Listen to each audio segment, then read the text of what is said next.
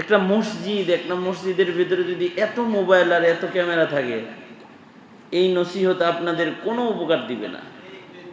মানুষ দুই ভাগ হয়ে যাবে মৃত্যুর মাধ্যমে। এক ভাগ মানুষ আল্লাহ পাকের কাছ থেকে পুরস্কার পাওয়ার উপযুক্ত মানুষ হিসেবে, ডানপন্থী হিসেবে, মুমিন হিসেবে কবরে চলে যাবে। আর এক প্রকারের মানুষ ঈমান হারা হয়ে দুনিয়া থেকে বিদায় নিয়ে চলে যাবে।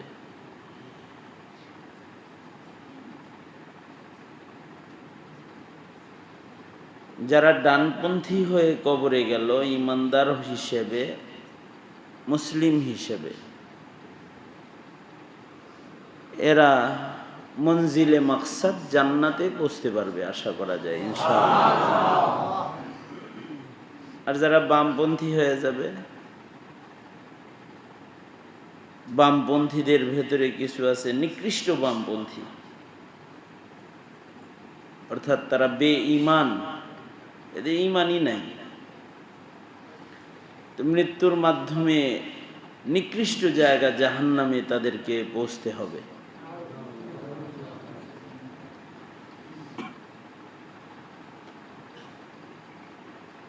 সবচেয়ে খুশনসিব কপালওয়ালা ডানপন্থী হইল তারা যারা আওলাদে মুসলিমিন, আওলাদুল মুসলিমিন, আতফালুল মুসলিমিন, যারা মুসলিম হিসেবে জন্ম নিছে এবং তারা মুসলিম হিসেবে মৃত্যুবরণ করছে, এরা হলো সবচেয়ে কপালওয়ালা, ভাগ্যবান। আমাদের খুশনসিব যে আমাদেরকে আল্লাহ তাআলা মুমিনের ঘরে জন্মদান করছেন, এটা আমাদের খুশনসিব। এই নসিব মূল্যায়ন হবে তখন যখন আমাদের মৃত্যুটাও ঈমানের সাথে হবে, মুসলিম হিসেবে হবে। বহুত মানুষ আছে যাদের জন্ম ঈমানদার হিসেবে হয় কিন্তু মৃত্যু তাদের বামপন্থী হিসেবে হয়, বহুত আছে। মুসলিম ঘরে জন্ম কিন্তু নাস্তিক ঘরনায় মৃত্যু, মুসলিম ঘরনায়, মুমিনের ঘরনায় জন্ম কিন্তু ইহুদি নাসারাদের ঘরনায় মৃত্যু, অনেক আছে। আমার সাথে একজনের দেখা হয়েছে হজের সফর থেকে ফেরার পথে, বিমানের উপরে আমার খেদমতে ছিল, ওর নাম আলী। আমাকে এসে জিজ্ঞেস করতেছে, তুমি কি সুন্নি মুসলিম? আমার দাড়ি ধরে বলে, সুন্নি মুসলিম? হ্যাঁ। তুমি সুন্নি মুসলিম? না। তবে আমার দাদা সুন্নি মুসলিম। ও বলে যে আমার দাদা মুসলিম, বাবাও মুসলিম ছিল কিন্তু মা খ্রিস্টান। বাবা আমাদের নাম রাখছে, বড় ভাইয়ের নাম আবু বকর, মেজো ভাইয়ের নাম উমর, সেজো ভাইয়ের নাম ওসমান, আমি নাম্বার 4, আমার নাম আলী।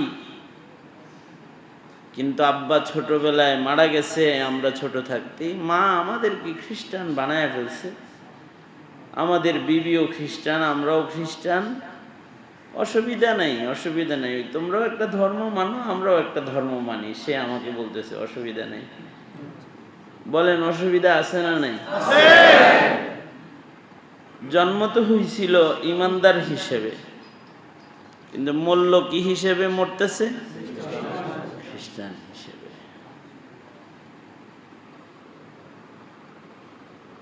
এজন্যে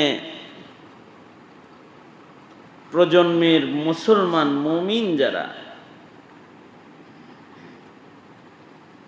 এদের মৃত্যুটা যেন সুন্দর হয় এটা কামনা করা। কারণ হাদিস শরীফে আছে, আল ইবরাতু বিল খাওয়াতিম, শেষের উপরে নির্ভর করবে পরের সময়গুলো। যে মরবে যেমন, তার কবর হবে তেমন, হাসর হবে তেমন মৃত্যুটা ভালো হওয়া চাই। এই জন্য আল্লাহর রাসূল দোয়া করতেন,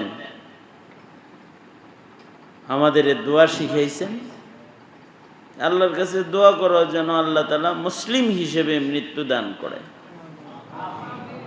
আল্লাহুম্মা আহইনি মুসলিমা ওয়া আমিতনি মুসলিমা, আল্লাহুম্মা আহইনি মুসলিমা ওয়া আমিতনি মুসলিমা। হে আল্লাহ, আপনি আমাকে, এই এত নরেন সরেন কি আপনারা, এদিকে তাকান। আল্লাহ, আপনি আমাদেরকে মুসলিম হিসেবে বাঁচায় রাখেন, মুসলিম হিসেবে মৃত্যু দান করেন। এর একটা দোয়া। কারণ মুসলিম হিসেবে যদি মরণ না হয় তাহলে তো বিপদ।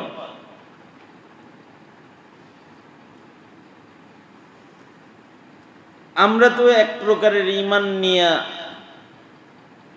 বাইচা রইলাম, কিন্তু আমাদের পরে যারা আসতেছে নেক্সট জেনারেশন, তাদের কি অবস্থা?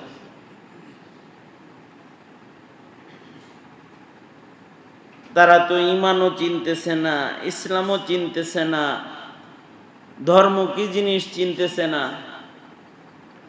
কোনটা শিরিক কোনটা কুফুর এটা বুঝতেছে না, কোনটা বিদআত কোনটা সুন্নাত এটা চিনতেছে না।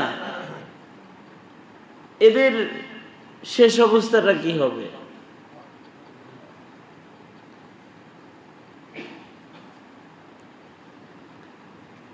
মৃত্যুটা আল্লাহ তাআলা ইসলামের ভেতরে যেন হয়, আমাদেরকে ইসলামের ভেতরে ঢুইকা থাকতে নির্দেশ করছেন। উদখুলু ফিস সিলমি কাফা। যেই পরিমাণ খোদা ভীতি থাকলে একটা মসজিদের ভিতরে যদি এত মোবাইল আর এত ক্যামেরা থাকে, এই নসিহত আপনাদের কোনো উপকার দিবে না, ভুলে যাবেন সব।